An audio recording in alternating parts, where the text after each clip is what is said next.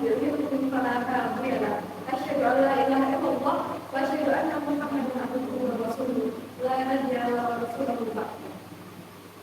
Pertama-tama adalah yang pertama kita panjatkan rasa puji dan syukur kita kepada Allah Subhanahu wa taala yang mana telah melimpahkan rahmat serta nikmat-Nya kepada kita sehingga kita dapat berkumpul di Allah yang Allah berkati ini. Alhamdulillah.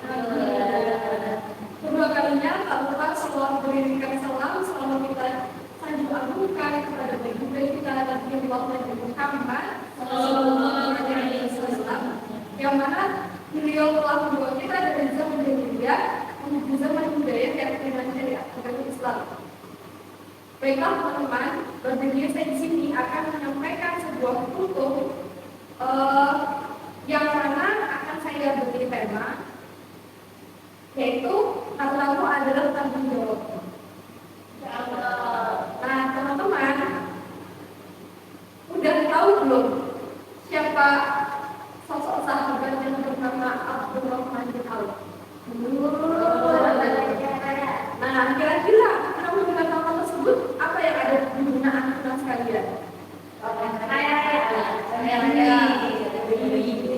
Itu ya. Nah jadi teman-teman, bahwasanya dari sekian banyak sahabat Rasulullah ini, Abdurrahman bin Auf adalah seorang sahabat yang paling kaya. Nah, yang mana beliau ini dikisahkan pernah memborong atau membeli sebuah dagangan ada di kota Syam, kemudian dibawa pulang ke kota Madinah, yang mana itu jumlahnya itu sangat banyak. Kemudian Siti Aisyah menceritakan bahwasanya seorang Abdurrahman bin Auf membawa pulang sebanyak 700 kontainer dagangan yang mana banyaknya dagangan ini diibaratkan dengan barisan pawai yang tidak ada putusnya. Nah teman-teman, kemudian sosok Abdurrahman bin Auf ini juga terkenalkan dengan orang yang paling kaya ya. Nah sehingga dengan kekayaan beliau ini, beliau sering disindir oleh Rasulullah Shallallahu Alaihi Wasallam bahwasanya Abdurrahman akan memasuki surga dengan harta. Nah dengan pernyataan yang disabdakan Rasulullah ini, para sahabat itu terheran atau bingung, kenapa kok Abdurrahman bin Auf ini berjalan ke surganya itu dengan neraka, tidak seperti sahabat yang lainnya yang mana berjalannya itu atau diibaratkan secepat kilat pada waktu akan masuk surga. Nah kemudian Rasulullah pun menjawab, karena seorang Abdurrahman bin Auf ini beliau itu mempunyai harta yang banyak. Nah jadi kendala beliau itu berjalan memasuki surga dan neraka itu karena hartanya yang melimpah, hartanya yang banyak. Nah kemudian teman-teman, setiap mengingat sabda Rasulullah yang tadi, Abdurrahman bin Auf ini selalu menangis ataupun sedih. Dan beliau juga sering berdoa, ya Allah jadikanlah aku ini miskin. Yang mana beliau itu berkata, aku ingin seperti Mus'ab bin Umair atau Hamzah yang hanya meninggalkan sehelai kain ketika meninggal dunia. Yang mana Mus'ab bin Umair ini ketika dia sampai dibungkus kain kafan, saking beliau itu sederhana atau bukan orang yang tidak punya, ketika kakinya itu tertutup orang kain kafan, tetapi kepalanya itu terbuka. Ketika ditarik ke atas, kepalanya tertutup, tapi kakinya terbuka. Kemudian ya Allah rintiknya.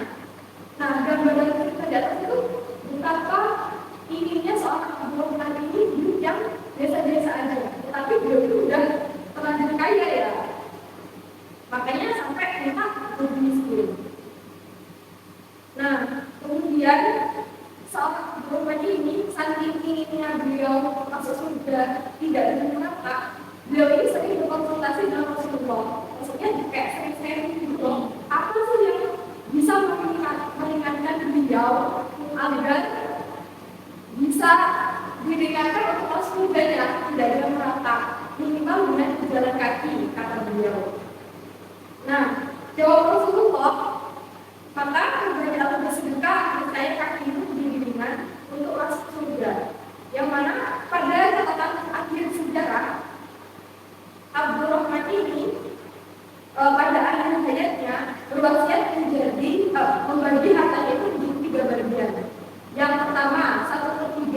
dibagikan kepada para sahabatnya. Kemudian yang kedua, 1/3 lagi digunakan untuk membayar hutang. Kemudian 1/3 lagi digunakan untuk seseorang fakir dan miskin. Nah, jadi teman-teman, dari kesimpulan di atas yang bisa kita ambil bahwasanya segala apapun yang kita miliki itu pasti akan bertanggung. Jadi jadilah orang yang sederhana. Bukan berarti kata sederhana itu kita tidak punya sesuatu ya. Berarti kata sederhana itu berarti kata apapun yang kita punyai, namun itu yang kita butuhkan. Nah, kemudian teman-teman, pasti kita harus sering dengar sama kalimat seorang muslim itu harus kaya. Nah, tetapi apabila seseorang ini tidak memaknai kalimat tersebut dengan makna yang benar atau memahaminya secara detail, maka akan berpikiran yang aneh ataupun diselewengkan. Nah, kenapa kok seorang muslim ini harus kaya, teman-teman? Di sini saya mengambil 3 alasan yang sebenarnya masih banyak lagi. Alasan yang pertama itu kenapa kok kita harus kaya? Maksud kaya di sini berarti itu kan menunjukkan bahwa kita itu harus bekerja, harus bergerak. Bukan berarti diam. Nah, masa kita jadi seorang muslim itu nggak malas-malasan, kan nggak boleh ya. Jadi orang yang malas-malasan kalau itu juga sangat membenci orang yang bermalas-malasan. Jadi kita harus kayak itu karena kita harus bergerak, kita harus bekerja. Nah, kemudian yang kedua, kita itu agar bisa menggunakan harta kekayaan kita atau harta kita itu untuk menolong atas sesama umat muslim. Tidak sesama muslim saja, tetapi sesama umat manusia. Yang ketiga, teman-teman, kita itu bisa menggunakan harta kekayaan kita untuk meraih jannahnya, yaitu dengan menolong agama Allah. Yang mana seperti dalam firman-Nya dalam Quran surat Muhammad ayat 7, Allah berfirman, A'udzubillahi minasyaitonir rajim, Bismillahirrahmanirrahim. Ya ayyuhalladzina amanu innallaha yansurukum wa yuthabbit aqdamakum. Yang mana artinya, wahai orang yang beriman, tegakkanlah di jalan Allah sebagian dari hartamu, niscaya Dia akan menolongmu dan menunjukkan kehidupanmu. Quran surat Muhammad ayat 7. Kemudian lagi teman-teman ada dalam surat Al-Baqarah ayat 367, yang mana ayat ini itu menjelaskan bahwasanya marilah kita itu menafkahkan atau menginfakkan harta kita, harta yang dari baik kita, maka segerakan diinfakkan, bukan harta yang buruk.